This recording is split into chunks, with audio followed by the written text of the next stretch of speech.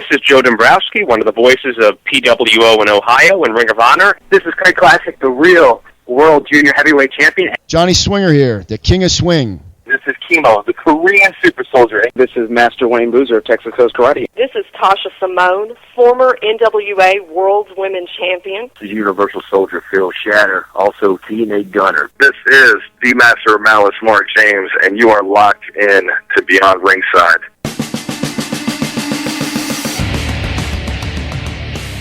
Welcome to the original Rockin' Wrestling Radio Show. Welcome to Beyond Ringside, your source for wrestling, MMA, and boxing in the Southeast. To contact the Ringside Roundtable of Beyond Ringside, email them at beyondringside@gmail.com. And now, your host for Beyond Ringside, the man, no myth, all legend, Fast Eddie Layne. And it's good to be home. Really, it is. This means I can come out of the corner now. Close the window, I'll walk through the door. Welcome into the program, 26 before the top of the hour. November 3, 2013. Glad to have you on board. Mike Macaroni, thank you for the intro. Always a pleasure to hear the dulcet tones. Like to welcome in tag team partner for the segment. Ladies and gentlemen, he is the voice, Ted Guinness. Tedrick, what's up, buddy? What has happened to 2013? How the hell did we get to November already? I have no idea, but I wanted to file a missing persons report for October. I think October ran away and eloped with February. I'm not sure. It's actually, I think August and October were brothers or something, or siblings of some kind, because both August and October just flat out disappeared. You know, it kind of reminds me of that movie with Christian Bale, The Prestige. Never saw it. Oh, well, then I'm not going to go any farther into that reference because I don't want to ruin what was actually an exceptionally well-done movie. No, feel free. Go ahead. I mean, I'm like, no. After the show, log on to Netflix and watch the damn movie. Actually, then you'll get the reference. I've got to get Netflix first, but I'm actually going to do that since my tablet is playing nice. Oh, there you go. Thank you to everybody who's listening in this evening through all of the different sources, and I'll run them down for you real quick in case you haven't caught them on .com or Facebook. You can listen to the show via beyondringside.com. You can listen through UStream.tv. You've got the website app over there, as well as look for Beyond Ringside or Beyond Ringside Live on the UStream mobile app. If you are on Apple smartphones and tablets, download the Shoutcast app and look for Beyond Ringside. If you are on, Android and BlackBerry are both WinAmp application. Do a quick search for Beyond Ringside. We pop right up, so to speak. You can also go to our Facebook fan page and check out the UStream Live tab. So there's a number of different ways you can listen. I even have a plugin built in through FastEddieLane.com and also through the Fast Eddie Lane Facebook fan page.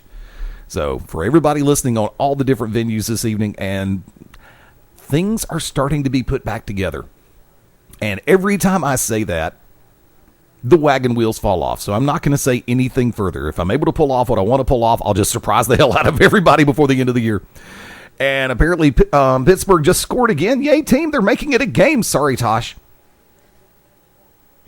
Tag team partners in absentia, of course, right now. Tasha Simone, Wicked Nemesis. They are on the road right now. And I think Tasha probably is going to blow another gasket today because Pittsburgh is looking like they're about, they just tied with the New England Patriots. Wow. I'm sorry to hear about the Raiders today. I did not expect that. I actually called Oakland in the win. Oh, it's bloody. Now, one of my colleagues at work is a huge Eagles fan, and I'd been goading him the entire week to put down $10. And I actually got to the point where I was giving him 12. I was giving the Eagles and 12. And now I'm not feeling particularly bad that he didn't take the bet. Oh, let's see. My favorite team, or actually the team I call mine, the Atlanta Falcons, were having a horrible year because of injuries to hell and back. Carolina winning that game today, 34-10. Call by the Wicked Nemesis. His team, the Miami Dolphins, winning 22-20 over Cincinnati. That in my book's an upset. I had Cincinnati picked to win that one. from that vantage point, Tasha Simone, I think, like I said, popping another gasket. Pittsburgh just tied her New England Patriots with 7 minutes left in the third quarter. I'm going to ask a question. Hard segue. And this is the one that I just put up on Facebook.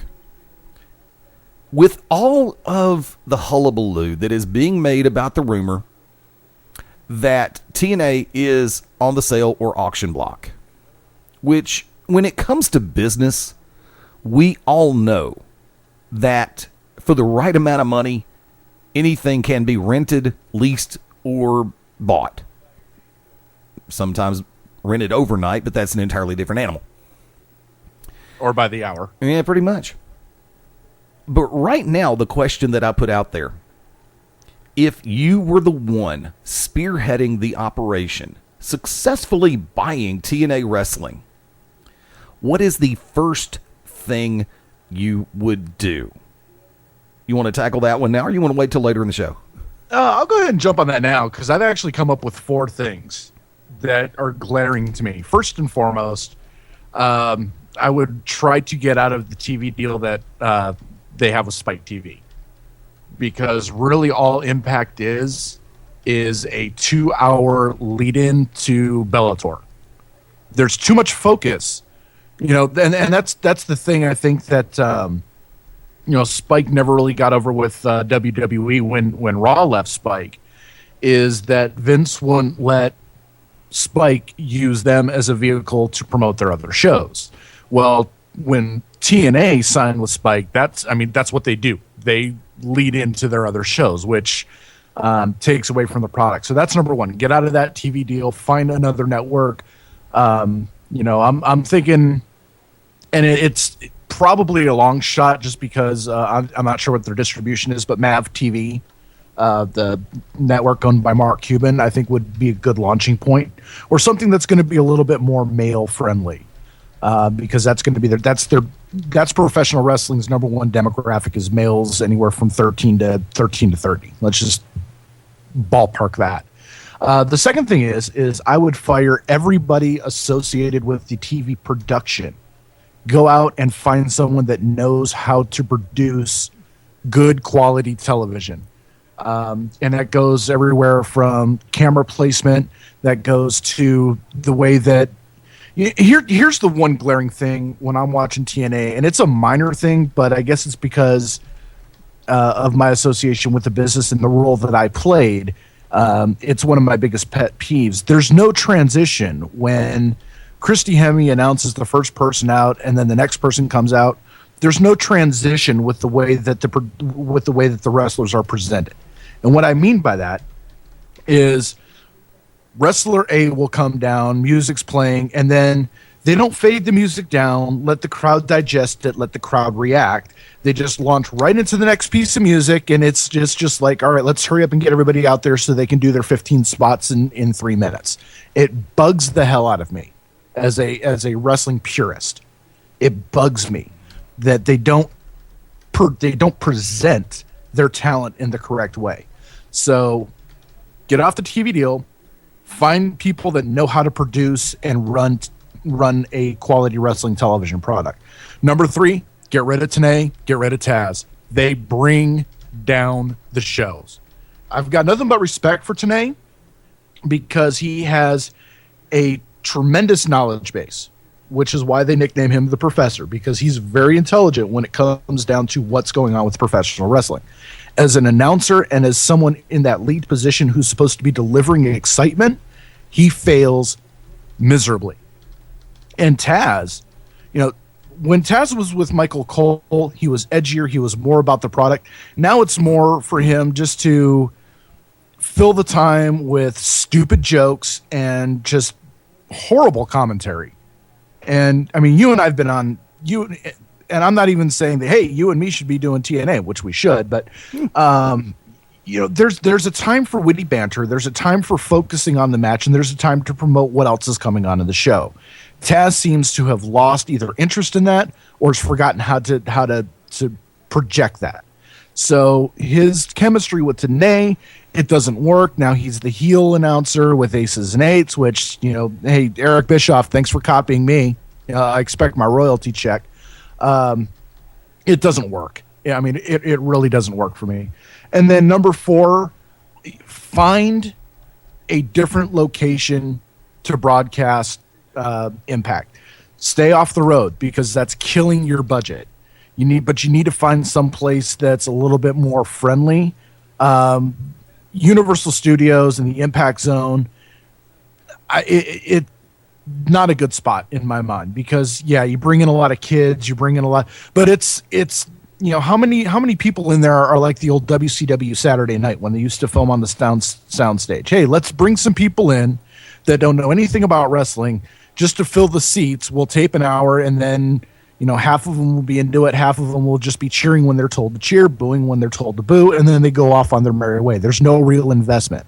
I think what you really can take advantage of, and I heard rumors that they were going to do this and move that out to Las Vegas, get a little bit of a West Coast feel on there. It takes away from the whole, hey, we're on the East Coast, we're down south, Vince is up north, separate it.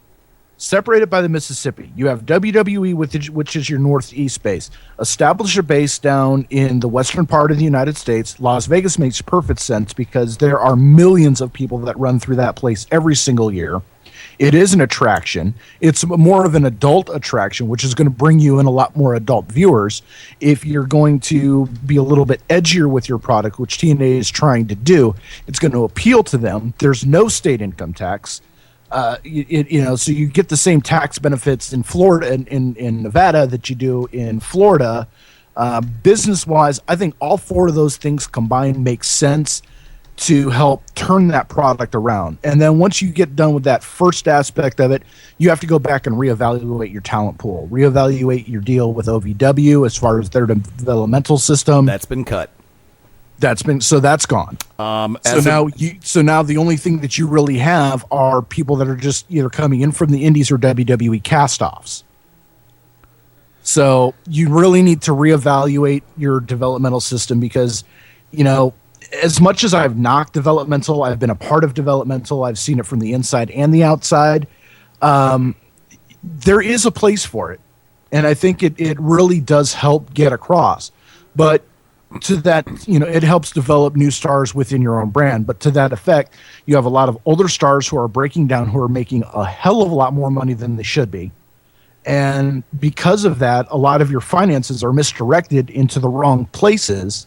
You can bring in a bunch of young talent that are out there on the independent scenes, overseas, in Japan, in Europe, and really build around fresh new talent, fresh new ideas, and you have to eliminate most of your creative. I think creative should not be done in a boardroom with 12 people. Creative should be done with no more than 4 people. And you have to look at every piece of talent that you have on your roster. And you figure out, okay, I'm going to pair these 2 up, and then you figure out a program that's going to last 3 to 6 months. They did the right thing by eliminating all the monthly pay-per-views and going to 4 pay-per-views. So how are you going to build those talents up for those 3 months leading up to a pay-per-view, which should be the blow-off and not the continuation of a storyline for coming up next Thursday on Impact? So that's what I mean. I kind of launched into a little bit of a diatribe there, but that's what I would do if I were to purchase TNA. Yeah, actually, it was reported on a number of different websites over the last 24 to 36 hours that TNA has officially cut ties with OVW as a tentative cost-cutting measure. Also from there, and I'm trying to find the story that we covered yesterday, the fact that Impact going back to Universal Studios, they will actually be going to a different soundstage. I think it's supposed to be Studio 19 or something like that, which is actually considerably smaller.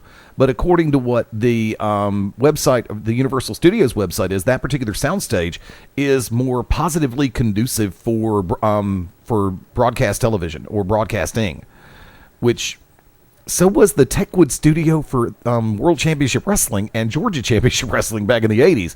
But let me go ahead and say it like this. If they actually do take the smaller studio, first off, move back. I said this yesterday. Move back to Nashville. The first thing that I would genuinely do is move back to Nashville. Because when you are in a hub for the southeastern United States, you have a much wider talent pool from which you can draw. Whether you use them as entry-level or enhancement talent and choose to work from there, it makes it a lot easier than flying everybody down to Orlando or making people come out of pocket to go to Orlando. The main problem that Impact has had, in my book, has been overspending and underutilization. The one thing that, look, when I heard that Hogan is officially pretty much done with Impact, it's like, okay, Vince McMahon, mission accomplished. You've had Terry destroy yet another competitor. And I was sick and tired of, and still am sick and tired of, the AJ Styles storyline right now. We're basically CM Punk version 2.0. Can we make this the fall of AJ rather than the summer of Punk? When you quit trying to be WWE light or recycle things that either, yeah, they worked, or no, they didn't work from WWE, or even from smaller independent promotions, which I've said this before and I'll say it again, I don't care what anybody says or thinks. TNA, ROH, and WWE are all independent wrestling promoters. They just have a bigger budget, so to speak. Imagine what certain promoters could do if they had 7 figures to play with. Damn. That iPay-per-view would have happened a year ago. But if you're looking to become anywhere near as popular as you were with the fan base that spends money 5 years ago, you have to redevelop what you did. I'm not saying try to catch lightning in a jar twice or in a bottle twice, because you can't do that. But what you can do is get back to the basics. I said this yesterday, I've said it before, I'll say it again. Just because somebody is released from WWE does not mean that they immediately have name value that you can cash in on, no matter how cheap they work. If somebody is let go from a company, even if it's from a smaller indie, there's a reason why those people were cut, why the ties were cut. There's a reason why that person's not in their ring, on their television show, and on their website. It may be for the wrong reason, and that person's the victim of a bad circumstance, such as cost-cutting measures. But I will say this, if cost-cutting is something that Impact is really looking at, they're about 2 years too late. I respect the factor of what Sting is still able to do in Impact Wrestling. Player coach, great idea. Kurt Angle is a cyborg. These two gentlemen earn a great check for a reason, because they are still popular. They can still go to a great degree. Angle is becoming a little bit more injury prone.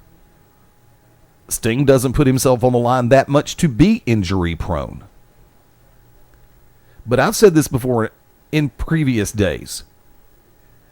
You can love Jeff Hardy all day long, and since Jeff Hardy has come back, he has made a positive, God help me for saying it like this, impact on the product when he's been on television. He's made the most of a second chance after the debacle with Sting. Now, Anderson, he's here, he's gone, he's here, he's gone.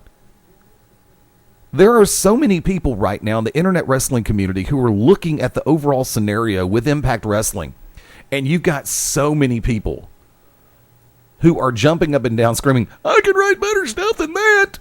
Well, some people can. I agree wholeheartedly with Ted about the announce team. Taz is not the same Taz as he was 2 years ago or 3 years ago. I don't know why. Maybe it's burnout. Maybe it's the factor that he's so frustrated with what's going on with the creative direction of the company that he just can't emotionally get behind it 100%.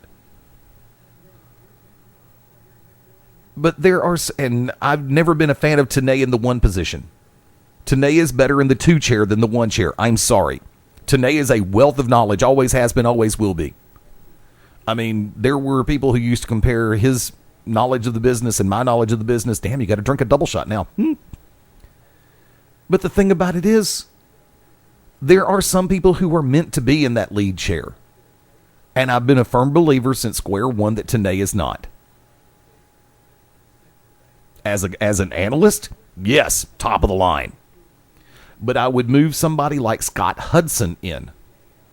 I would no. I got to jump in. I would not put Hudson in the number one chair either. Well, there's some people who can carry the one chair. Granted, not as flamboyantly. Okay, look, when I was younger, the bar was set by Gordon Soley. Yeah. As time went by, the bar has been set by Jim Ross and Joey Styles. Styles made a damn good one-man announce team, and when he finally got Gertner on board, he didn't hurt any when Gertner was brought in. When JR was running Mid-South, then UWF, then came over to the multi-man announce team with both WCW and WWE.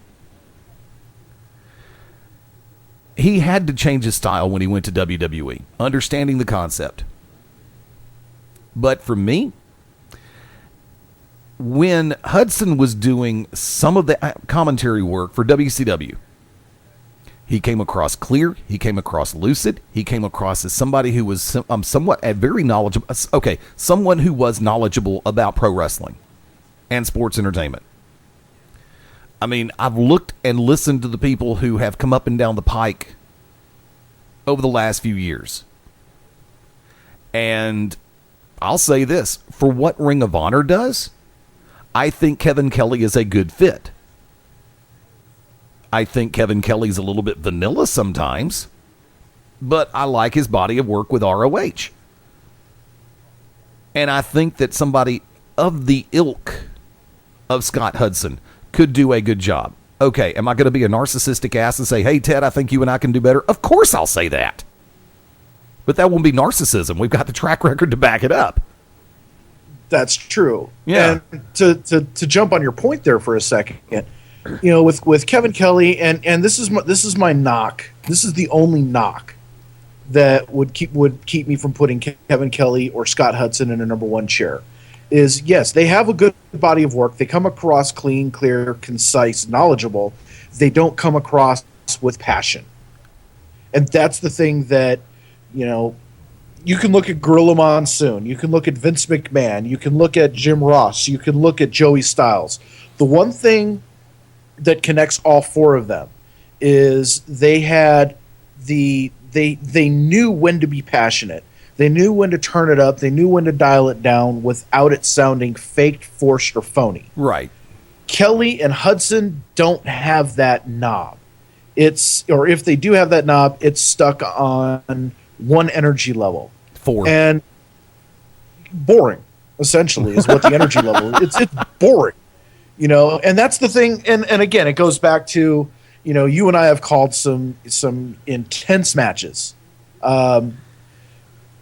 And there's a certain level you can, not only do you feed off the crowd, but you feed off the energy in the ring. When things in the ring are starting to build up, that's when that passion starts to boil. That's when the voice starts to raise a little bit.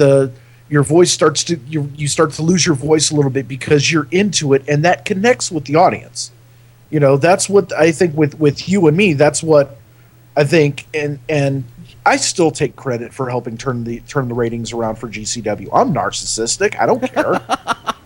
I'm an a-hole. I'll admit it. But honestly, I think, and I watched and I went back and I watched season 1 and I watched season 2, and I think the biggest thing with up until I got there, and this is not me blowing my own horn, but it's more of just an analytical thing, is that you constantly had a rotating color guy. It was either T3 or O'Hagan or Mad Dog or Bernie Kwanowitz or Joe Blow down the street. You never had anyone that you could really build cohesion with. Because even if you did have someone that you could build cohesion with, you didn't have somebody who had the broadcasting chops. They were in wrestling character, and that doesn't always come across as legitimate. When you and I connected and we got established over those first couple of months, people started to take notice, and And I talked to a lot of GCW fans that were watching the product, and that's kind of where I'm getting this from, is that, we had the half-hour TV show. And, yeah, people watched it, but, it's 1 o'clock in the morning. Who's really going to stay up? Who's really going to stay up at 1 o'clock in the morning on Sunday morning to watch a half an hour of wrestling?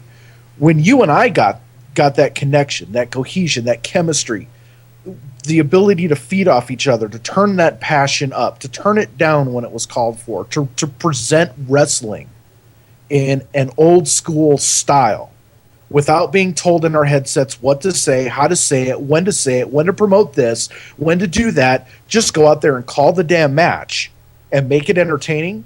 That's when people started to, hey, we're going to stay up until 1 o'clock in the morning on a Sunday morning to watch this. We're going to go out of our way to DVR this, because not only is the wrestling in the ring good, but finally the commentary is making me want to pay attention.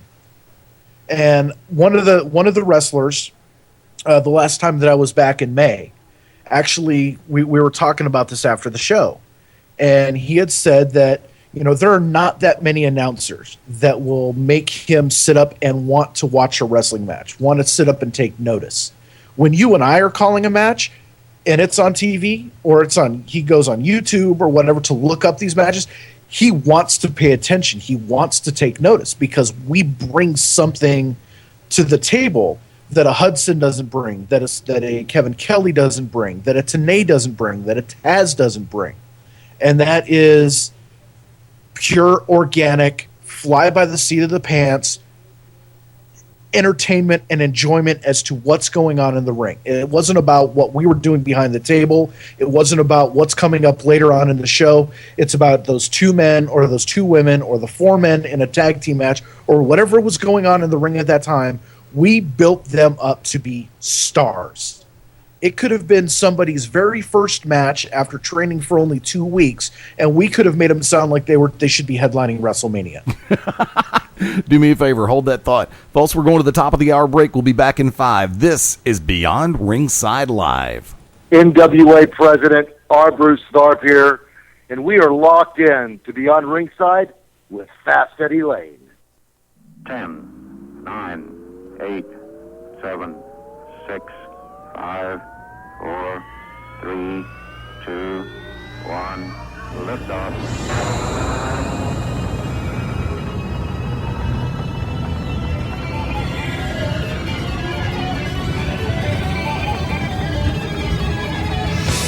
6 after the top of the hour, the party continues. This is Sunday, doggone right, November 3. This is Beyond Ringside Live. Fast Eddie Layne behind the control panel, welcoming back in tag team partner, the voice Ted Guinness. Watching a little football, doing a little laundry, and looking at the snow in the hills of Boise, Idaho. If you got them ready, go for the update. All right, well, let's take a look at some of the NFL stuff going on today. Some upsets already in the making. Currently going on in Seattle. Tampa Bay, Seattle tied at 24 into the overtime period. Tampa Bay getting the ball in the first overtime session, so we'll keep an eye on that. Eagles blowing out the Raiders at the Oakland Coliseum, 49-13. Foles having a very Manning-like day, 22 of 28, 406, and 7 touchdowns, 3 of those to Cooper, as the Eagles dominating over the Raiders in Oakland. Browns beating the Ravens right now in the fourth quarter, 9:56 left to go there, 21-18. Former Raider Jason Campbell having a good game, 19 of 32, 20, and 3 touchdowns. Patriots have a 10-point lead over the Steelers just a couple minutes into the fourth quarter, 13:39 to go there. Patriots 34-24 in the fourth quarter. Some of the finals from earlier today, Chiefs stayed 9-0 as they beat the Bills up in Buffalo 23-13. Vikings dropping a heartbreaker to the Cowboys in Dallas 27-23. Tony Romo 34 of 51, 337, 2 touchdowns on the day. The Titans improved to 4-4 as they beat the Rams in St. Louis 28-21. Saints drop a heartbreaker to the Jets in New York 26. Redskins with what could be considered an upset over an AFC West team in transition, 30-24 over the Chargers. of course, the Panthers and Cam Newton behind 249 yards in passing and 1 touchdown beat the Falcons 34-10. Dolphins 22, Bengals 20 in Miami. And then, of course, the game tonight at 8:30 Eastern Time. Colts take on the Texans in Texas. And tomorrow, Green Bay and Chicago. Great weekend of NFL football. Yeah, I was really kind of shocked at and Wick will probably have something to say about this, when I was making the reference to, hey, Jennings just picked up 100 yards total for the game for the Raiders. I called the Miami-Cincinnati game a slight upset with them defeating the Dolphins defeating the Bengals 22-20. By the way, Carlos, it will be Wednesday, and it will be the payoff. Will be KFC lunch. I did win the 9-0 start, so I get KFC for lunch on Wednesday. I'm happy. And this is Birmingham. We don't make stake bets that often, unless, of course, it's on the Super Bowl or the national title game, even if Alabama's not involved in it. Of course, in recent history, that's only been one time in the last few years. And yeah, you only bet stake when there's a championship involved. That's my rule. Yeah. And if I'm really confident, I'll offer to grill it if I lose. Oh. Yeah. I have no problem with that. You gonna put any of the and he put a little of that dry rub on that ribeye there, right? Dude, filet, please. Okay. Either that or I'm going for a cowboy cut T-bone ribeye. Yeah, there you go. 32, 34 ounces. Kind of like I used to get in Panama City. I'm looking around at some different things going on, and I have to wonder. And this is something that a lot of people have been talking about because they've been coming, it's like I've seen the conversations on social media. A number of people I know have been coming up to me and talking to me about it. And did WWE drop the ball by not putting the belt on Daniel Bryan coming out of the last pay-per-view? Yes and no. And Ted, before I answer, I'll let you take it if you're up for it. I'm going to let you answer first Okay. Or get detailed before I get into, but I'm going to say not only did they drop the ball, but they kicked it into the neighbor's backyard. Here's the short version of the story. There's two thoughts of this. There's two different trains of thought in play on this subject. I believe WWE has become way too reliant on forced drama. And I mean pushing the drama. It's one thing to set up a storyline and let it build organically. It's another thing to constantly try to tweak it and torque it around and play with the monkey wrench. And it's like sooner or later, that monkey wrench is going to pop off and smack you in the head. And I think that's what it's done to WWE. It's one thing to put Randy Orton over with the belt. I have no issue with that. It's another thing altogether to continue to try to milk something because of the popularity of one of the two people involved. You go ahead and set one of them in the role of champion and one in the role of challenger. Do I think Randy Orton is the right choice to be the face of the WWE? Nope. I've said it before, I'll say it again. And this is based on what I have seen on a televised product.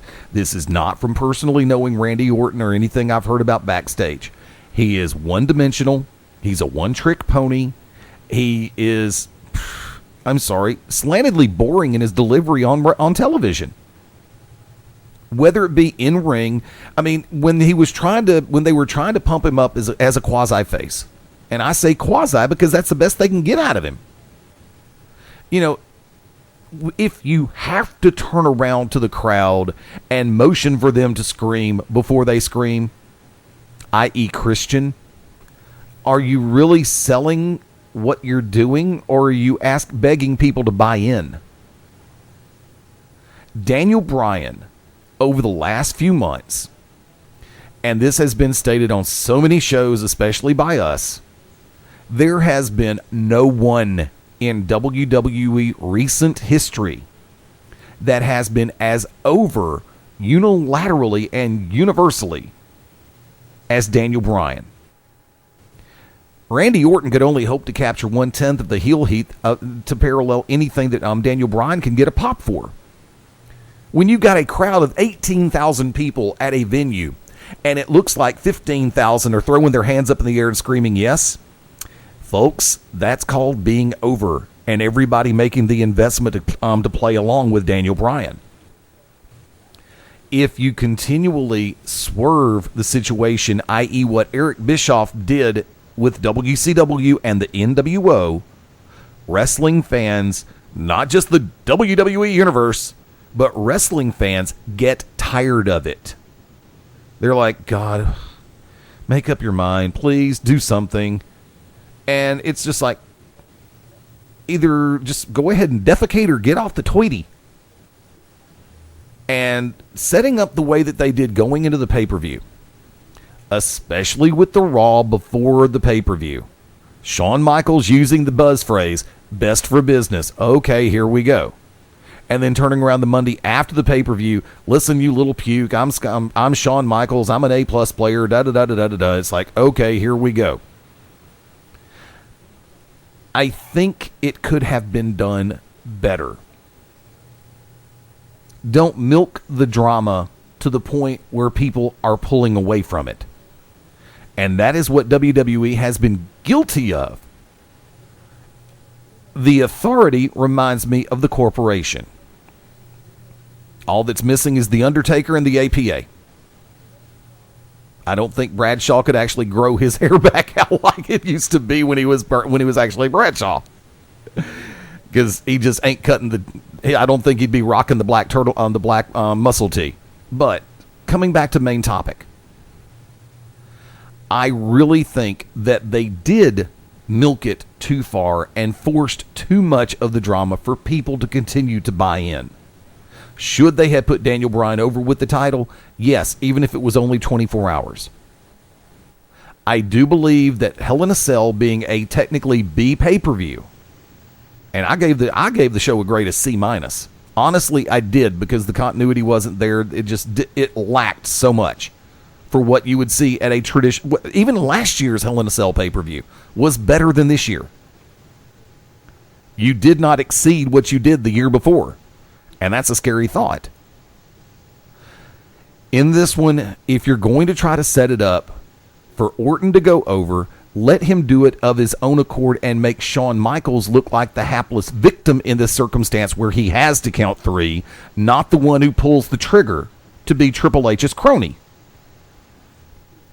That way, the following night on Raw, Shawn Michaels still comes out smelling like a rose. Daniel, I'm sorry, I did everything I could, but when it was right there in front of me, to be fair, I had to count 1, 2, 3. Then reset the focus for Survivor Series, Orton, Bryan one more time, or take Bryan out of the pay-per-view situation. But right now, WWE does not have and will not invest in another A player unless you're going to attempt to unify with John Cena and Randy Orton the 2 titles, which would not surprise me in the least. I've got a little bit more I want to say on that, but Ted, I'm going to defer in your direction for a minute. I'm going to touch on a couple of the points that you made, because in the short term, yeah, they definitely dropped the ball. But I can kind of see, and this is just from reading some reports and just kind of looking into the long-term planning of what I think they're trying to do. And you hit it right on the head, first and foremost, with there's a lot of talk about title versus title at WrestleMania 30 to unify it, because there has been a lot knocked to where the World Heavyweight title has become a B title, or not as important as the WWE title. And a lot of people have been clamoring, look, we just need one champion. And I think that's why you have such a delusion at the top of talent, because you don't have one title for a group of guys to go to. You got a couple of titles that separate your top guys from really being able to get into that top tier. So I see that as a culmination of a year-long strategy session to lead up to that event at WrestleMania 30. The other thing that I'm seeing is with Michaels doing a pseudo heel turn. I don't know if it's a heel turn or if it's, student versus teacher, but I could very well see them bringing Shawn out of retirement for one more match at WrestleMania 30. And then, a couple months down the line, maybe at SummerSlam, finally have Daniel Bryan and Triple H square off. And finally, because that's the one thing that really hurts the storyline with Daniel Bryan, is Triple H not selling anything for Daniel Bryan. And that's what was so successful with Vince and Steve Austin, was Vince would constantly get the one up, and then he would sell for Austin, which would make Austin elevate even higher, right? Which would create interest, which would, eventually, when the payoff came, the roof would get blown off of whatever arena they were in. That was seriously lacking with this storyline. But I think what they're looking at is a long-term, this is what we're going to do with Daniel Bryan, have him beat Shawn at WrestleMania, have him beat Hunter at SummerSlam, and then at some point after SummerSlam, that's when you're going to see Bryan get a long, sustained run with the title, as long as he can keep his momentum up with the fans. Now, the fans have latched onto something that, again, is totally organic. Goes all the way back to WrestleMania 28 when Bryan lost the title in 18 seconds. The very next night in Miami, at the Miami Heat game, whenever the Heat would go to the free throw line, 18,000 people in that arena were chanting yes. The announcers had no idea what was going on, but the people that were paying attention to wrestling, they caught on to something and say, look, we can do something with that. And then, of course, they tried to tone it down because Bryan was getting a little too over without WWE being behind it. So they stuck him in the storyline with Kane. And as a true professional, but actually both of them, you can say true professional, they took the gimmick that they were given, they made it work, and it elevated Bryan even to the next level. And so that's really what it is. I think with Punk, they rushed it too much, and then they pulled the rug out from under him. I don't see it being that much in this case. I see it being a very long build, similar to Tommy Dreamer never being able to beat Raven. When finally that moment happens, that's going to be a moment that people are going to point back and say, I was there, or I saw that, or that was, that's something that's going to get people talking for the next 6 months. And then that's going to carry more momentum. So in the short term, the way that they've booked everything in the short term, it's been extremely hit or miss, and their pay-per-view buys have suffered from it. Their pay-per-view presentations have suffered from it.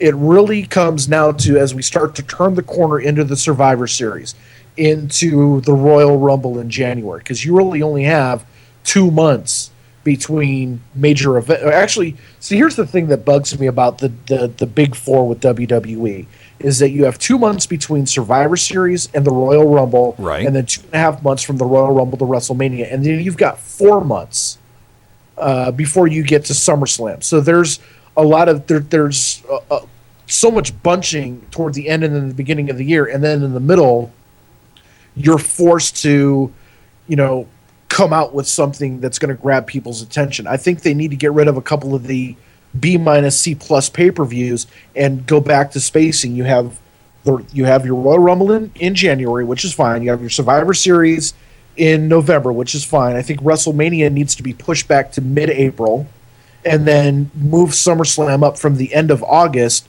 to middle of August, if not the end of July, first weekend of August, somewhere there, because that will create better spacing, give a little bit more time for these storylines to develop, for the interest to really peak, and for these pay-per-views, the big four pay-per-views, to really be what they're supposed to be, and that is to blow off to major feuds.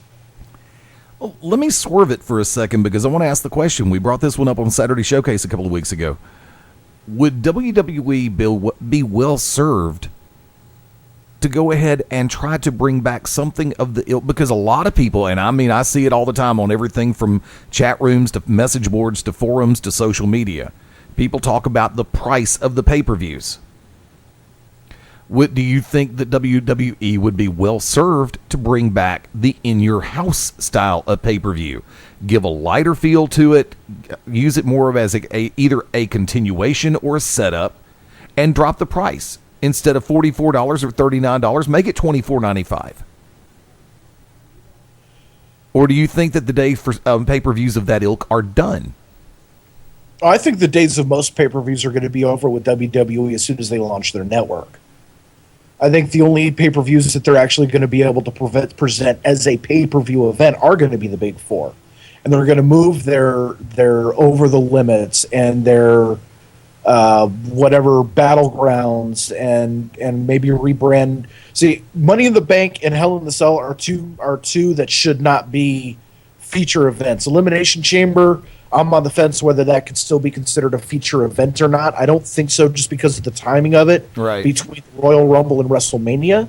I think if you got rid of Hell in the Cell and you got rid of Money in the Bank, move the Elimination Chamber over into that long gap between Mania and SummerSlam, that would actually be well purposed for it. And you could actually say, okay, we have 5 pay-per-views that we're going to put on, but everything else, like the Battlegrounds, the Over the Limits, the Night of Champions, I'm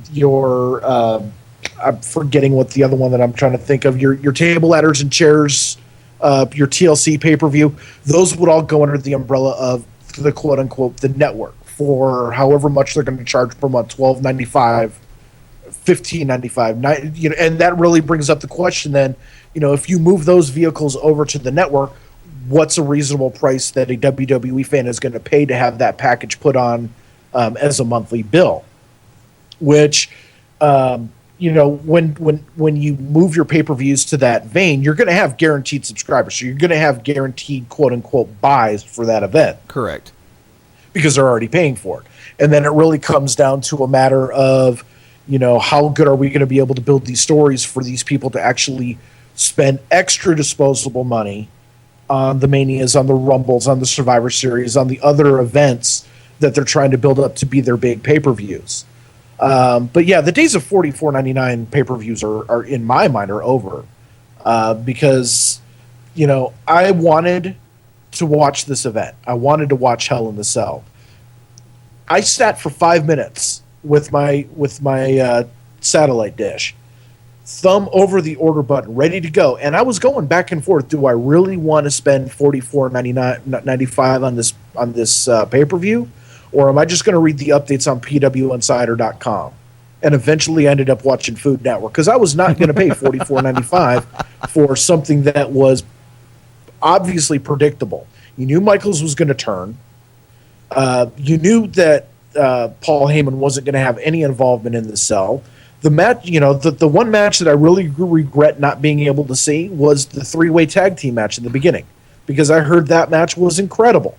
But then everything else that followed after it didn't catch my interest, so I've got $45 in my pocket that I can go spend on beer and pizza and feel better about myself than knowing that I've got to wait for my cable bill to come in and pay $45 for something that I knew was going to happen and that I wasn't going to really be entertained by.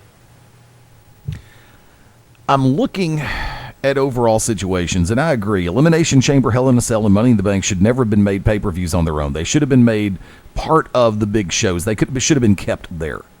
And personally, Money in the Bank should still be a WrestleMania match.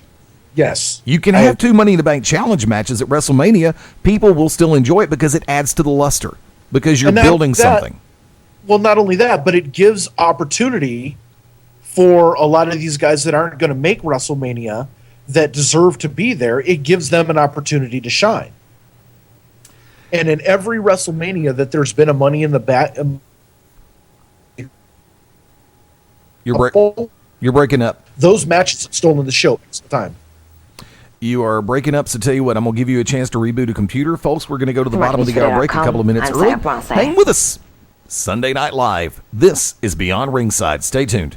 This is the Iron Man Rob Conway, and you are locked in to Beyond Ringside.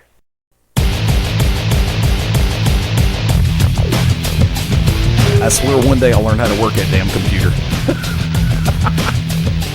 Control-Alt-Delete. Yeah, that sounds like a good idea, too. Welcome back in. 27 before the top of the hour. Fast Eddie Layne, Ted Guinness, Beyond Ringside Live. Sunday night. Glad to have you back on board.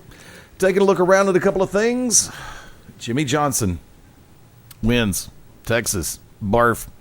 Saving grace, Dale Jr. comes in second. Not that it really helps him in the points, but I have to sit back and say it all over again. Dale Jr. did the honors for 5 time. Sooner or later, Junior Nation is going to get immortally peeved at the factor of Dale Jr. backing off and letting Johnson win, even during the chase.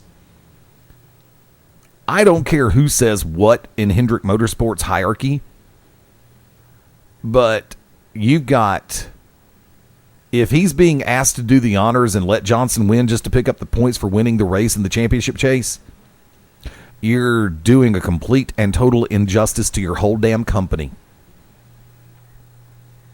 Because there's a lot of people who are Junior fans who want him to leave Hendrick so he won't be restrained like that. That's plain and simple. Now, granted, in every profession, in every business, in every sport, you do the right thing and you do the honors every once in a while. But even though the points variant between Johnson and Kenseth is that small, I think it's like 6-7 points. That's 2 races that Dale Earnhardt Jr. could have and should have won, in my humble opinion. And you're doing a disservice by holding Junior back and telling him to do the honors to Johnson just so Johnson can pick up the point. No, you're cheapening the championship chase by doing that. And shenanigans of that ilk will cost NASCAR fans and viewers and those who spend money in the long run. Look at your stands now. The majority of NASCAR fans don't care if Johnson wins. They really don't want him to win. They would have rather seen Jeff Gordon win or Casey Kane win or Dale Jr. win. I don't care if you call it dominance. I don't care if you call it dynasty. NASCAR fans, on the whole, aren't that big of fans of it. Especially not when it's somebody like Jimmy Johnson. And God only knows how many times Chad Canals has been caught cheating. And yet he still has a license to be the crew chief. So I'm just going to leave it at that. Coming back to full topical conversation about something, this is something I wanted to ask during Seg 1, and both of us got on a little bit of a tangent, and so I'm going to ask us both to keep the answer short on this one. Okay, I'm not saying this about everybody, but I'm saying this about longtime fans of professional wrestling. Do people have a preconceived notion and a pigeonhole aspect and concept that since TNA is based in the southeastern United States like WCW was, thank you, Kevin Nash, for the pronunciation, that they make an association as TNA is WCW version 2.0? Ted, I'll give that one to you first. Well, they make that association when the primary creative people are Eric Bischoff and Hulk Hogan. I mean, how much shorter of an answer do you want from that? Distance yourself from what didn't work before, bring in fresh blood, and forge your own identity. Then people will stop comparing you to WCW. See, I like the idea that you brought up during Seg 1 that Impact should move to Vegas. I think that would be a great place for them to go because there are untapped resources out in the western states as far as very talented pro wrestlers. See, that's the reason why I said if you're going to keep it in the South, bring it back to Nashville. Give yourself that hub to where you can draw from Tennessee, Mississippi, Alabama, Georgia, South Carolina, Northwest Florida, Kentucky, and make it easier on everybody to get there. I mean, think about it. What do you think your plane fare would be if you leave from Who the Ho to come down to Nashville as opposed to Orlando? There would be a difference. About $50. You think?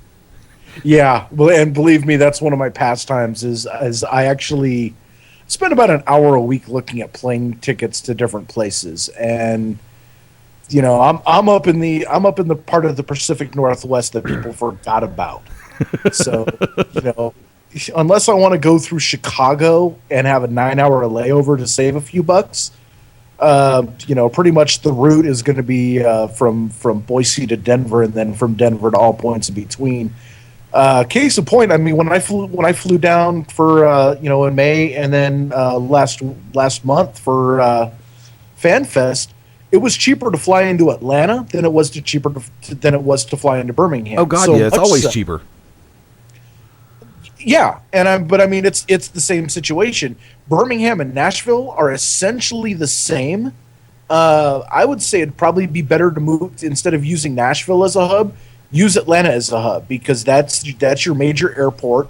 That's where more flights fly into, so it's going to be cheaper on talent and fans to fly into Atlanta as opposed to Nashville from wherever they make port.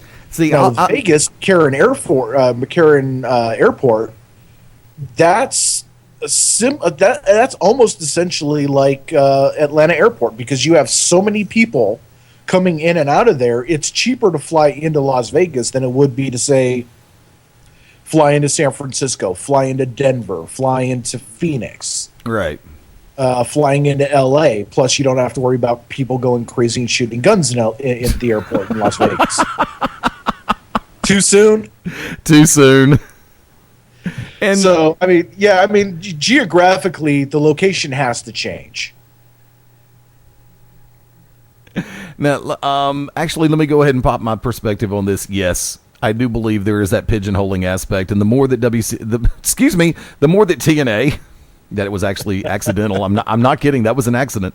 The more that TNA actually brings in, that's why I was having so much of a problem. Like with the old Main Event Mafia, you had Sting, you had Nash, and it's like, okay, we've got WCW flashbacks. You have Jeff Jarrett involved. Everybody knew that Jeff Jarrett was the chosen one, and I think that enough time has passed now that Jarrett could actually come back in to TNA and be considered a fresh face, even as a veteran, even as the founder of the company.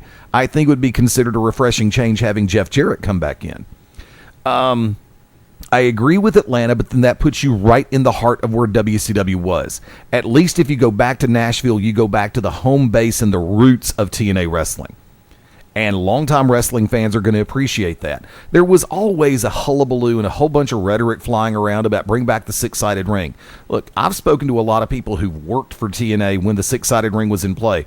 A lot of them didn't like the six-sided ring, even though it looked great. It was held to work because the ropes were that much tighter, therefore increasing bruising on the side and on the ribs. And it's like, look, I'm always first one to say the safety and welfare of the in-ring talent should be paramount at any time in any company. So, I wasn't a fan of the concept of moving from the six-sided ring to the four-sided, but when I spoke to a number of the people who've worked there before, when I've worked with them in the past, then I have to agree with them. Yeah, it looks good, but it's a pain in the wazoo. It's like trying to fit Shaquille O'Neal into a Yugo. It don't always work, even with trick photography, which is something not even Hulk Hogan could use in some of his movies except for Rocky III. I'm going to bring up a story that we started talking about. TNA, this is I took this yesterday, and I'll take it today from Lords of Pain. Mark Middleton getting credit for it. TNA has confirmed 3 Impact Wrestling tapings from on November 21st, 22nd, and 23rd from Universal Studios in Orlando. All future TNA events at Universal will be held in Soundstage 19, which is the former Nickelodeon Studios. Hey, if you lose, you get slimed. I didn't say that yesterday. The building is approximately 16,000 square feet compared to 22,000 square feet at the former Impact Zone Soundstage 21.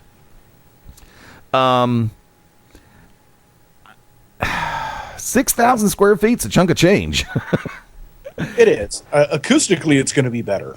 Acoustically, yeah, but a lot of people aren't going to worry about the echo effect when somebody gets slammed in the middle of the ring. Well, I mean, I'm saying acoustically from the aspect of fan involvement, it's actually going to sound better. The crowd is going to sound better. It's going to be a more intimate audio experience. Yeah, I'll agree to that. I mean, I can easily agree to that. Also, was in this same story that it's being announced that Bully Ray isn't in the TNA World Heavyweight Title Tournament because the idea is to distance TNA from anything the previous regime was involved in. And Aces and Eights was all Eric Bischoff. Ray is in a program right now with Ken Anderson with the idea of building Anderson back up, which is long overdue, in my opinion. From that vantage point, it's like, look, I don't know. I said it yesterday and I'll say it again today. There comes a point in time where there is no shame in hitting the reset button. And that is something that is like number 2 on the list of things for Impact if I were to buy it. Just completely and totally hit the reset button. Bring the public in on the whole ball of wax. It's like, look, I know over the last couple of years we put our faith in people that we thought were going to be the right people to do it with, and it didn't work. We are going to start a brand new TNA. We're going to start a brand new Impact. We will put out casting calls, not the $200 gut check t-shirts. You know what I'm talking about on that one. Not the gut check or anything like that. Or if we do gut check, it's actually going to be legit. And we genuinely give the fans the opportunity to vote. What do you think of this person? And give us the reasons why you like this person. Do it on Twitter. I don't care. Reset the championships. Reset the storylines. Bring back the TV title. Get the Knockouts division and the X division first and foremost up to par, because those were what brought you to the dance. You need to find more genuinely, and I'm saying the word more in that sentence for a reason. I like ODB. I like Gail Kim. I'm okay with Velvet Sky. She has come so far. But you bring back, and I don't know about the lay at the top of it's like, okay, is she trying to be Tamina Snuka version 2.0? Or are they copycatting the bodyguard gimmick right out of WWE again? Yep. I mean, it's like, let's be real about it. But reset everything. Do auditions, get people in there who are ready to work, are ready to go, not always necessarily television friendly. But you have to have people who in-ring can go and can also pick up a microphone and be cognizant, audible, coherent, and likable, even if it's as a heel, to the fan base. You have to make these moves. Fans are going to see the fact that you're making the right moves in the right directions. And when they see that it's an honest effort, wrestling fans are some of the most forgiving individuals out there.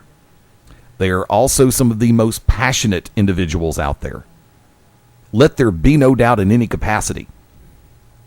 The fact of the matter stands, that reset button needs to be hit, and it needs to hit hard, and it needs to stick. But going from that point, I mean, anything you'd like to jump on that I made a comment on just now? The only addendum that I'm going to add to that is, please, to whatever deity you pray to, do not let Dixie Carter cut a promo ever again. That's all I've got. Yeah, because Dixie Carter on television playing the Dyna bitch just does not work. She does not know how to cut a promo. She does not know how to react to the crowd. She does not know how to read to the crowd. Every time she goes out there, it's more painful than listening to Freddy Krueger drag his nails over a chalkboard. I was cool with that, but I'm a horror movie fan. Oh, well, okay. Well, all right. Then it's more painful than listening to Bobo the Clown squeak a helium balloon. I don't know. But, I mean, it's you know, Dixie Carter comes out. It's going to be 10 minutes of her reading lines, not, you know, Dixie, when you're reading your script, there are things called periods, commas. Those denote when you actually should take a breath, take a break, and let the crowd react. She is like one 15-minute long run-on sentence, and it makes me want to pound my head through a glass door a la Marty Jannetty in the barbershop window each and every time she opens her mouth. She needs to be off TV. I'll agree to that. I mean, it's one thing to have the affable, likable Dixie Carter, but to have Dixie Carter completely and totally out of her element, I'm sorry, of course, by the same token, this is the woman that I genuinely believe fakes it half the time, but that's an entirely different animal because she just can't act. She just can't. I'm sorry, it's horrible.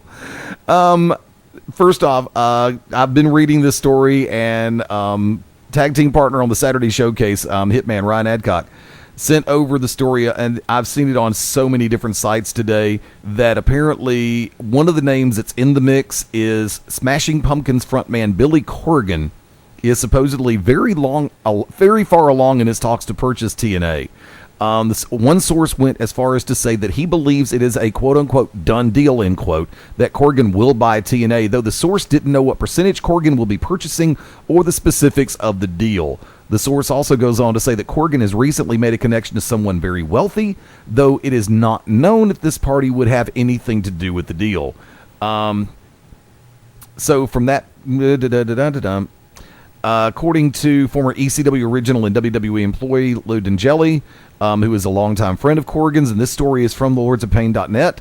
The Twitter quote is at Billy set on buying at Impact Wrestling. I know he's pretty serious in at least partial, if not majority ownership. Hashtag TNA, end quote.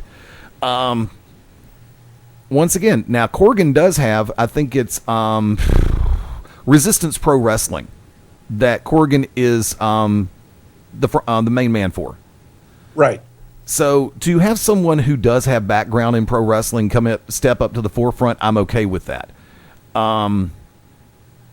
There's something about Mark Cuban owning TNA that I'm just not totally kosher with, because I think Cuban, of course, would use that as a vehicle to serve his own ego one way or the other. I'm going to jump in on that, because if you remember what we were when we were talking about in Seg 1, and I made mention of losing the Spike TV deal and possibly moving it over to Mav TV, because Cuban owns that network. So I can see where there's a little trepidation with having Cuban own TNA, but at the same time, there's something about that intrigues me. Because if there's one thing about Cuban, that whether you like him or not, everything that he touches turns to gold. I don't know if you watch the show Shark Tank on ABC. One of my favorite shows. And if you haven't seen it, for the people that haven't seen it, essentially it's 5 millionaires and inventors and people that are trying to go into business go in and they pitch their ideas and try to get an investment out of one of the 5 sharks. One of those sharks happens to be Mark Cuban. He is a very savvy business person. And if you want to see really what kind of business acumen and what kind of business aspect it brings out, watch the show and watch him how he makes his deals. Because he doesn't do anything impulsive. He's the kind of guy that will sit back and let everybody bury themselves and come in and pick the bones clean and get himself the best possible deal. But the people that he goes into business with become millionaires. Because he has business acumen, but it's not tied into one genre. It's internet, it's broadcasting, it's sports ownership. It's, the thing with Cuban too is that he reminds me a lot of Vince McMahon. He's very brash, he's very confident, he's not afraid to put himself out there, and that is the type of personality that would really benefit. I would love to see Mark and Bill end up being the majority owners of TNA, because Billy Corgan brings again it comes down to that passion word. He brings the passion, the energy, and the knowledge of professional wrestling. He brings all the other intangibles. He brings his own TV network. He brings money. He brings a career track record of success, and he has that sports ownership track record. That would be probably the most intriguing move for TNA, to get those two together on a deal. Let Corgan run the day-to-day. Let him run the creative aspect. Let Cuban worry about the internet marketing, the television rights. Let him worry about being the owner, like kind of what he does with the Dallas Mavericks. I think that situation would be the perfect foil against what Vince McMahon does, and could bring TNA up to that next level, because they have people of long-term vision now running a business, rather than Dixie Carter using her family's piggy bank to own a wrestling company. It's the same problem that when Ted Turner had WCW, when he first brought in Eric Bischoff to really run the day-to-day operations. You had that fresh idea. Look, give me TV on Monday nights. Let me go head-to-head with WWE.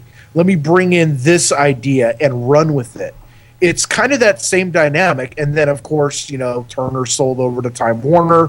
Time Warner didn't really want wrestling on their books. And of course, you have to have somebody that has smart business to control the books and not just write, big fat blank checks to every Tom, Dick, and Scott Hall that have.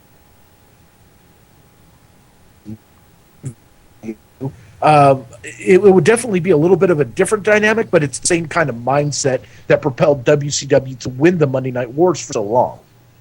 82 weeks. Exactly. Now, see, and, I can't believe we've actually spent this much time on the Sunday night show really talking about this, but it is a hot button topic. I mean, it's almost as much fun to talk about right now as the fact that King Mo got his ass kicked. I heard about that. Yeah, I didn't see the fight, but it's been all over the web today, so it's kind of like a lot of people are going, can we finally get off the topic now? King Mo was never really a, frontliner, and there's just been a whole bunch of ado about nothing. I have not even looked at the replay. I DVR'd the Bellator show last night, and honestly, I have not watched it. That's my fault. And I love the factor of how, just to keep publicity on the main storylines itself, to keep himself relevant, or not relevant, I don't want to use that word. I really don't, because in my opinion, Bully Ray is actually more than relevant. I think he is and has developed into a top flight star. Something he has always been, in my opinion, all the way back to the original Extreme Championship Wrestling.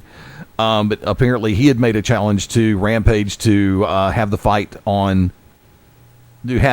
Spike, to fill in for Tito Ortiz. Now, I don't know how well versed in jiu-jitsu or any of the martial arts or fighting styles that Bully Ray is, but I'd be willing to sit back and say, if they'd let these two guys go and just make it a good old-fashioned shoot fight, hell yeah!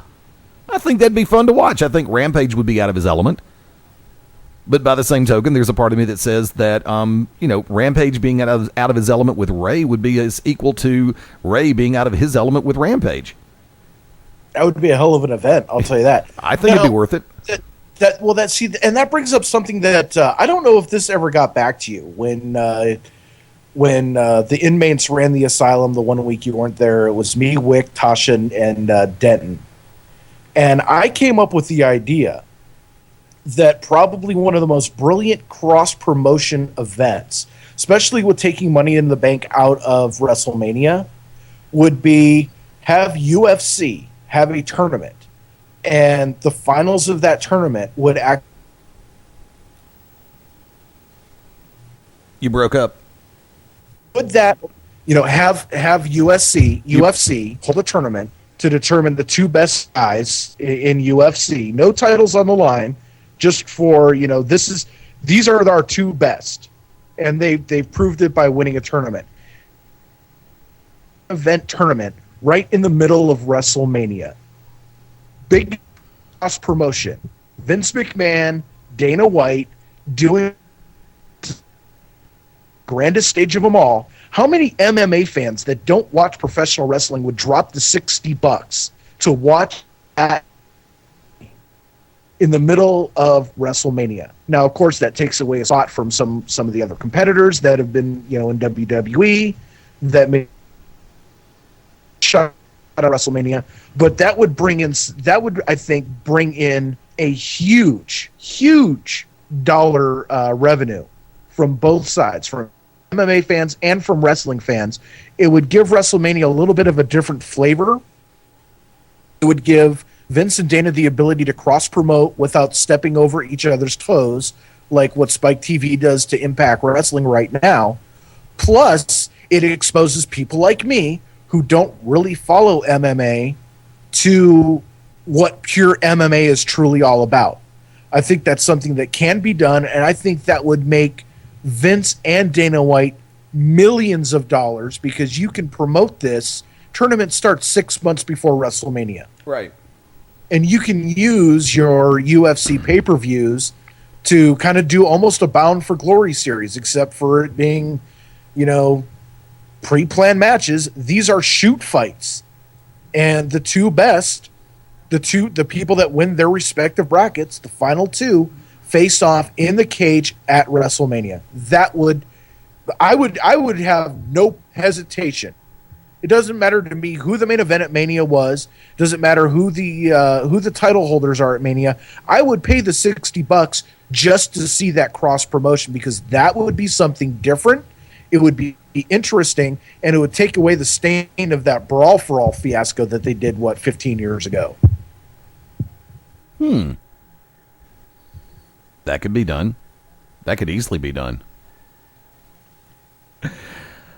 There's just so many different ways that so many different things can be done and done properly, and therein lies the funny part, because WWE is notorious for pulling the trigger on things a little bit too soon, as far as popping the payoff or the blow off.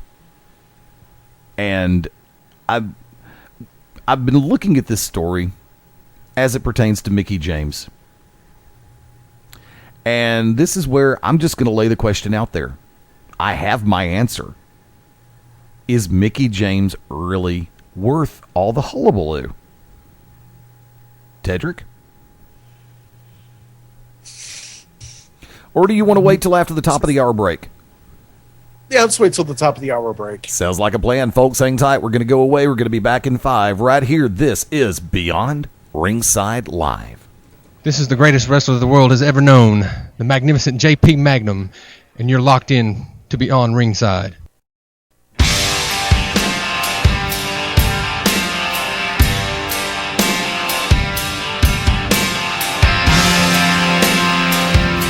You got it, the home run round.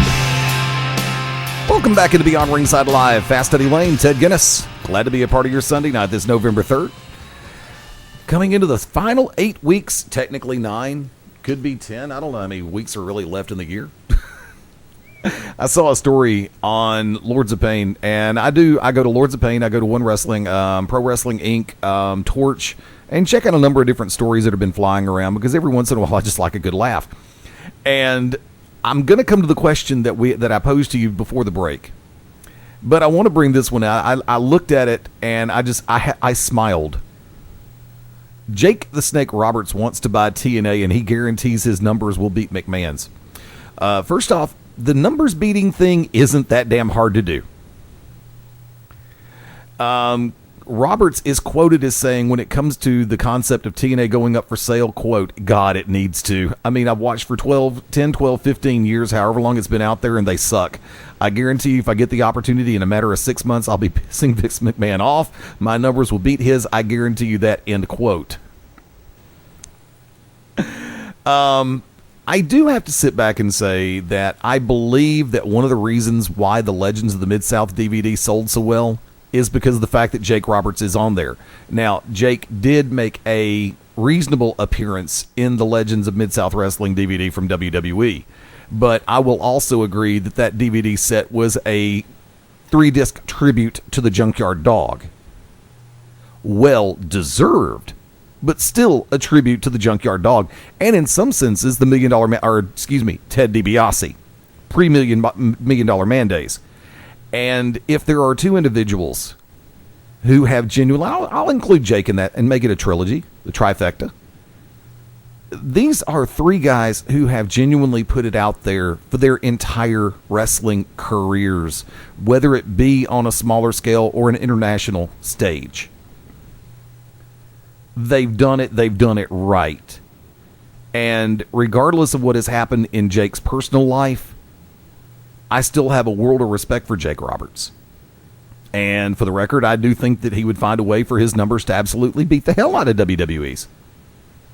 Because sometimes you do have to have somebody who has a quasi-functional knowledge of the psychology of professional wrestling to put out a reasonable pro wrestling product.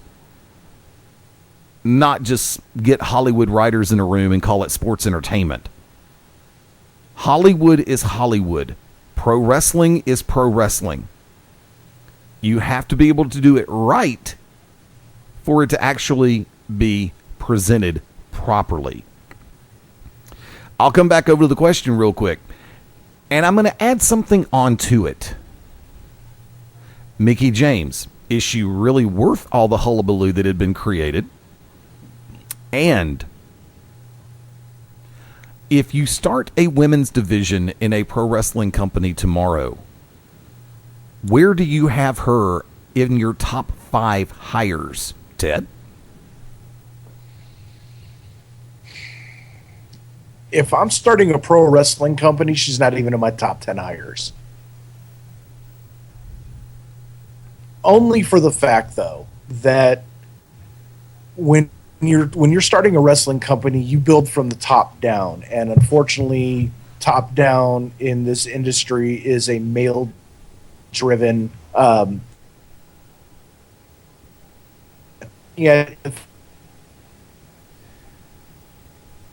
You're breaking up Vision, again. where is she in my top 5 hires? She's somewhere in my.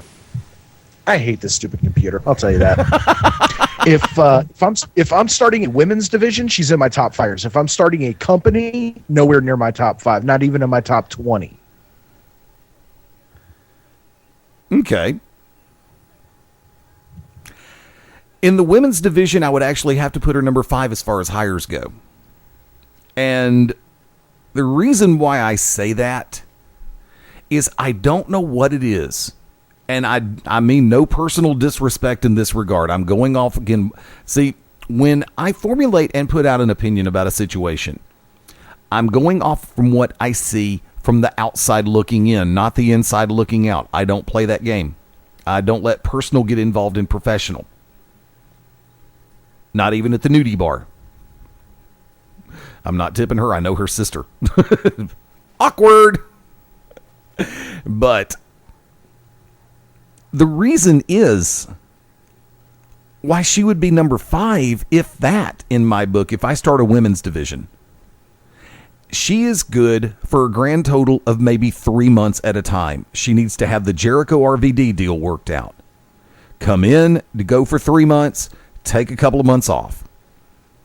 Come back, do another 3. Because when she starts getting into the routine and the rut, so to speak, of regular appearances, you can tell. Because I've seen very few people in a women's division that genuinely go from to oh well as fast as Mickie James has. I said it with WWE. I said it with TNA. I liked her better as Alexis Lurie before she went national. She's got a wealth of talent. And when she is inside that 3-month window, she has a good personality. Not a great personality. She doesn't come across... I wouldn't nominate her for an Emmy for her work on Impact or WWE. Not in any capacity. But in ring, she can go. But like I said, even that has a short expiration date. And I don't know if she gets frustrated. I don't know if she gets too much too fast, if she's used to getting her way. I don't know what it is. And like I said, I mean no personal disrespect. I don't know her.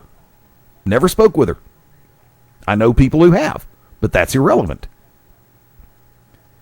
And just for me, the fact of the matter is, like I said, based on what I have seen in her in the run with WWE and in the runs with TNA, 3 months, take a break, come back, recharge your batteries. Now, if you've got a financial situation where you are comfortable doing that, that's great and wonderful. But yeah, sign a 90-day deal or sign a 6-month deal. Come in, work 2 months, take 2 months off, come back, work 2 more months. Or even 3-1-2 in the numeric equation. My appreciation on a similar side of the coin for Gail Kim has gone up. For long-time listeners to the show, you know that I've never really been, I was never really, and keyword was, never really a big fan of Gail Kim. So, for that to genuinely come into play, yeah, there's been some stuff happening with Gail Kim over the last few months where she has really stepped up her game.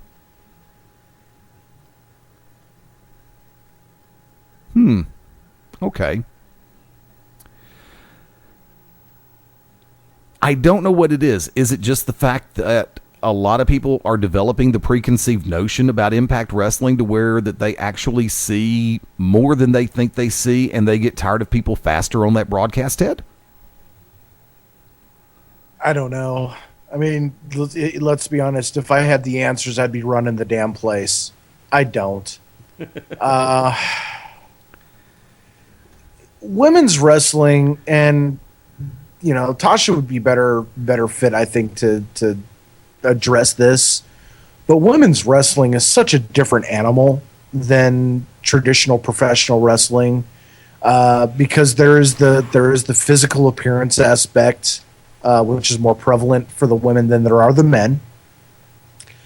There's the talent level ability, which is different than the women and the men from the women and the men. And then there's just the perception that I don't know that whether most promoters think that women can't do or shouldn't do what the men do, which I'm not of that school of thinking. I'm thinking that anyone that steps between those ropes, regardless of gender, should be able to do pretty much everything else that anyone else can do. Amen. Find their own niche and make it work. I with TNA, I don't know. I mean, I really don't know. Their storylines changes. Who's a babyface? Who's a heel? Changes faster than, if you were to count the amount of heel turns in TNA versus WWE, it'd be like 5-1 TNA. I think it would be like 8-1. Conservatively. It's the biggest problem that I've had with TNA from its inception is everything about it is fast. Their storylines are fast. Their talent progression is fast. They hotshot people too quick. A lot of the matches, and the thing that I hated the most about the 6-sided ring was that all their matches were fast. It was, how many high spots can we put in one match? How many top rope somersault twisting moonsaults and hurricane ranas and all the ridiculous, cram as much action into 30 seconds can we do? Right. And that's always been a stigma with them. They've done a lot better since they've gone to the 4-sided ring. A lot of their better matches have actually, learned the psychology and learned pacing, but it's still not there yet. It's like a lot of these veterans, especially the ones that came from WWE, forgot all about, everything that they'd done before. And, it's like one massive virtual metaphoric line of methamphetamine that everybody snorts before a show starts. Mark Bowman, that was for you, buddy. There you go. Miss you, Mabo. Tell you what, let's take it on in. For the record, I'm taking a look at yesterday, the day that was as far as Saturday goes. Yesterday I was torn, and Florida State Miami was such a tale of two halves because Miami just hung in there beautifully for the first half. And their quarterback just did most everything right. And I thought that Jameis Winston, the wagon wheels were finally starting to fall off, and he looked human. But then the second half started, and the final score being very deceptive because Miami is better than the final score implies. At 41-14, you're thinking, oh, they got trounced. No, they really didn't get trounced. There were just key mistakes made. And, of course, in this game, it was said by Kirk Herbstreit, third down is going to be a crucial down to both teams. And Florida State capitalized more on third down than Miami did, plain and simple. And it showed. Like I said, first half, Miami looked great. And then second half of the game, everything pretty much got worked out. Granted, it was 41-14. A lot of people were expecting a higher score than that because I actually think it didn't hit the over. Even though Florida State caught the, the line was 22, Florida State, and they took care of the line, but they didn't take care of the over because I think the over was like 62. So from that vantage point, then also with Missouri, now that's a beatdown to a degree on Tennessee. I would like to thank Miami and Tennessee for throwing egg in my face on 2 consecutive weeks. Because I was the one sitting back going that Tennessee is going to make it a game against Alabama. Alabama comes out and just blows them off the field. I thought that Miami was going to stand up more to Florida State. In the first half, they did. Second half, they just kind of disappeared. They went from a hurricane to a tropical depression, and believe me, I was tropically depressed. Auburn, congratulations. The 35-17 win over Arkansas. Saw that coming. I think they did cover the spread, but I don't think they hit the over. Texas Tech, Texas A&M pretty much took care of the line and the over by themselves, because I think the over on that one was like 51. Mississippi State falling to South Carolina. South Carolina on the bounce-back trail, but how far can they go? Don't know. So, of course, everybody's talking about this coming Thursday night, Oregon-Stanford. Logic is how I'm going to come back to approaching things. As an Alabama fan, I would like to see Stanford at least make it a 1-point game. But watching Oregon play, now, Stanford could pleasantly surprise some people. Do I think Stanford will win? No. Do I think Stanford can win? Yes. Do I think Stanford can make it a relevant battle? Yes. Do I think that Oregon's offense can outplay Stanford's defense? Yes, given the right circumstances, and I think they will. I don't know what the line is for next week as far as the game itself on Thursday night. Of course, I'm also looking forward to Alabama LSU. Oh, boy. Never count LSU out. If Alabama sizes up and plays LSU the way they have played everybody else, this is going to hurt. Because Alabama has played up to and above the level of their competition. You saw what happened against A&M. So, for me, I'm going to sit back and say if Alabama doesn't win by 2 touchdowns, I won't be surprised. If Alabama wins by 3 or more touchdowns over LSU, I will be ecstatic and I will be surprised. So, for me, the line's going to be 14, and I'd say the over should be around 51. Somehow or another. I'm honestly I'm looking at that regard right now, and I'm actually looking up what it might be. I'm once again very... to the Falcons, I'm sorry. Injury plagued up one side and down the other. I miss Julio Jones just like everybody else does, and I miss the rest of the starting cast. Matter of fact, Indianapolis and Houston should be kicking off in just a few minutes. Tasha should be very happy right now. Tag team partner Tasha Simone. New England Patriots defeating the Pittsburgh Steelers 55-31. Like I said earlier, Wicked Nemesis quite happy. 22-20 win over the Cincinnati Bengals. My Falcons got devoured by the Panthers, but I did ride that 9-0 train with Kansas City defeating Buffalo, and I'm very happy to see that. The NBA season starting out topsy-turvy. You got to love it. Teams that should win aren't. Teams that shouldn't win are, and I actually went ahead and jumped on Vegas for their line for over-under for Philadelphia winning 16.5 games. Believe it or not, I said over. I went ahead and said they'll win 21. Don't ask me how, but they'll find a way to win. I just have that feeling. Things are slowly but surely starting to come back together for the ABA franchise, NBA franchise, thanks for playing, the Philadelphia 76ers. So it's going to be a fun NBA season. Do I think the Heat have the inside track to the championship for a three-peat? Yes, I do. Do I see a team in the West that can stop them at this point? No. Ho, ho, ho, ho. Not really. They're playing. I will argue that. Okay, give me about 30 seconds and you can. All right. There are some good teams in the West that are playing good basketball. But by the same token, from that vantage point, it's still early in the season. Now, granted, Miami is still having... D. Wade being hurt is not helping matters any for Miami. But do I see Miami having a clear path to the finals? There are two teams that I see that could actually give them fits. But in the end, it'll end up being like last year in the way I see it right now. But remember, we still got 79 games left to play. Ted, come on in. Last call. All right, I'm going to address a couple of things. First of all, teams in the NBA West that could match up and possibly beat the Miami Heat in the NBA Finals, the Los Angeles Clippers and the Golden State Warriors. Warriors have been unanimously named the most fun team to watch in the NBA. They've been nicknamed New Showtime. They are unbelievably talented, and they play in front of the loudest fans in the NBA.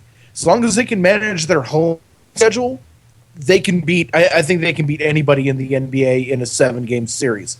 Case in point, if you look at the NBA last year, the only team to beat the Oklahoma City Thunder, the Miami Heat, the Chicago Bulls, and the New York Knicks in the same season, Golden State.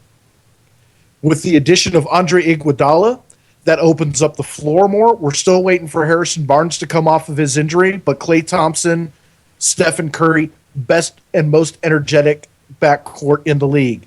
Iguodala, David Lee, Andrew Bogut, banging down on the baseline, creating opportunities. When the three's not there, they can go inside, play the low post, play up against the glass.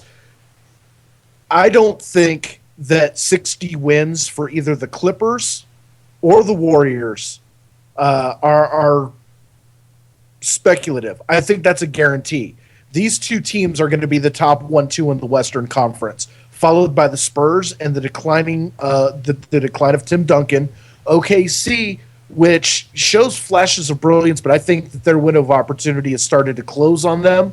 This is definitely a youth movement in the NBA, and I would put money down right now that if it was the Warriors and the Heat, the Warriors would win in 7, especially if they had the home court advantage. Second thing that I want to touch base on has nothing to do with anything, but am I alone in seeing these commercials for the farming dating site onlyfarmers.com? I have not seen it.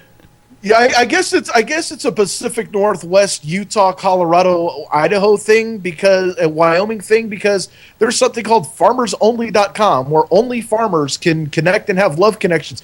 I don't know any farmers that have the internet. So that's 2. I don't know where that came from. I don't know either, but I love it. And then number 3, on a personal note, congratulations to a friend of mine, Aiden, for his wedding over the weekend. May your marriage go a hell of a lot better than mine. Amen. Hallelujah. Congratulations, Aiden. Also, congratulations to Beyond Ringside alumni Brooks Logan tied the knot yesterday. Brooks, congratulations, my friend. May it be a long, healthy, and happy marriage. I got nothing. I got discount coupons for the Alcoholic Beverage State Store. I'm good. I'll bring the crown. Actually, Friday, I think it was the Jägermeister that would actually do better speaking right now. However, it's about damn time you bought a round. What the hell are you talking about? I'm still waiting on people. Should we crack the case on this before we close the show? What's that? All right, Southern Legends Fan Fest. I flew down for a special appearance, and I conned Eddie into allowing me to do the underground ring introductions for old time's sake. But when it came down to do Micah and Tracy Taylor's introduction, I actually had to bribe this man with a Sonic meal and a lemon berry slush. Damn right, buddy. Just to be able to do the ring announcements for it. Dude, I'll give me a lemon berry out of the deal any way I possibly can. Some people will say, you're paying my bar tab. Hell no, I don't give a damn about the bar tab. I'll pay my bar tab. I want a lemon berry. See, I had no problem with the lemon berry, but then when you threw in the grilled chicken wrap, I was just like, damn, I'm over a barrel. I got no choice. Ooh, $7. Hey, after a $600 plane ticket, $7. Yeah, I know. And we thank you for your patronage. Come back soon. Yeah, right. Let's see. Let's go and go straight for last call, dude. I got nothing. I mean, shameless plugs. Shameless plugs. I got nothing to plug. Say I got what? nothing. Yeah, you do. What do I have to plug? Aren't you still on Twitter? Rarely. I'm on Twitter only to make innocuous, moronic comments. So if you like moronic, innocuous comments, I'm on Twitter at Ted Guinness. Other than that, I got nothing. Aren't you still doing the Facebook fan page for the Voice Ted Guinness? No, I've changed that to Great American Media Entertainment, but that's all on hold until I can get my new computer so I can rig everything up and actually get my show going. There you go. Bedbugs. Here's how bad the bedbug thing got. Bedbugs got into my computer and fried it. I think I honestly think there may be a statute where it'd be better to have your computer fried by internet porn than bed bugs. Well, I've already had a couple of those taken care of, so. Flash the BIOS, install new RAM, new hard drive, reformat, roll. Yeah. Flashing the BIOS in this day and age is screwed due to the fact of how Microsoft has their stuff set up. It's like, welcome to Microsoft. How can we F up your world today? That, and if you tell certain people to flash their BIOS, they may be showing you something else. There's sometimes that's a good thing, and other times it's like, ugh. Just don't ask T3 to flash his BIOS because you know what he'll do. Shoot. Want to remind everybody, BeyondRingside.com, your home for all things here on the Beyond Ringside Radio Network. The Tuesday Night Conversation returns, and I think we're going to have a little bit of a twist this week. Be careful what you wish for sometimes. You just might get it. We are actually going to be bringing back the radio version of the calendar, and this may just happen Tuesday night. Also, and there is something that I really wanted to hit, and I'm actually being very precocious about doing it because I want to find a particular soundbite that you're not going to be able to hear. So I'm going to wait on that. I got a new soundbite I'm going to drop. The gimmick from Saturday Night Live where Kenan Thompson made the comment about African-American females being cast on the show, and they had a situation last night where the Reverend Al Sharpton made a very special quick cameo and laid out the line, and what have we learned from this sketch? Absolutely nothing. I'm going to use that for the adopted theme for Beyond Ringside. Don't forget, Wednesday nights, the To Be Determined show right here on Beyond Ringside Radio. The Wicked Nemesis, Tasha Simone, Mad Dog Matt Denton right here on the show.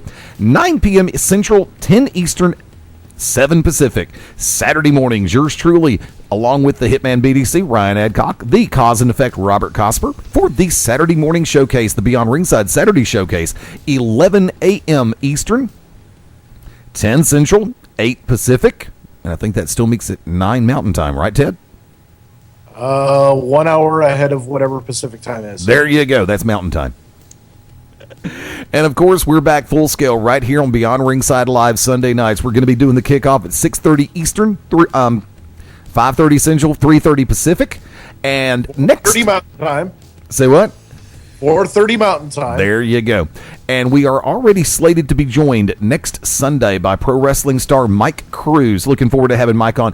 I know I made a reference to him yesterday being on tonight. I got my dates mixed up, and I apologize for that. So Mike is actually originally scheduled to join us next Sunday, November 10.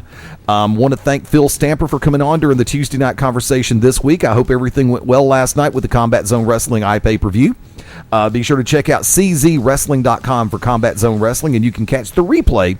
Also, I got everything in the works to have professional wrestling promoter from IWA Deep South, Kevin Brannon, here on Beyond Ringside next weekend. We're probably going to bring him in for a Tuesday night conversation. IWA Deep South will be in Tullahoma, Tennessee for Carnage Cup 9. Looking forward to it. It's going to be in 2 weeks, actually. Let me double check my dates. That is going to be on November 16 and 17 up in Tullahoma. 106 Southside Drive. I'll give everybody all the information as the week progresses. Be sure to keep your eyes open on BeyondRingside.com because Beyond Ringside alumni Mark Mabo Bowman will be there. Yours truly. I may just be there. You never know what's going to happen, but we're working on all the details right now. I think that pretty much has everything covered for me personally. Let me go ahead and also shoot out there for my friends in the Birmingham metropolitan area. Drop by and say hi Thursday night at Codzilla's in Argo, Alabama on Gadsden Highway. Friday nights, the tradition, Buffalo Wild Wings in Alabaster. I think I covered everything for a change. If not, I'll break into the signal in a few minutes. Keep your eyes open on BeyondRingside.com and for my personal side, FastEddieLayne.com.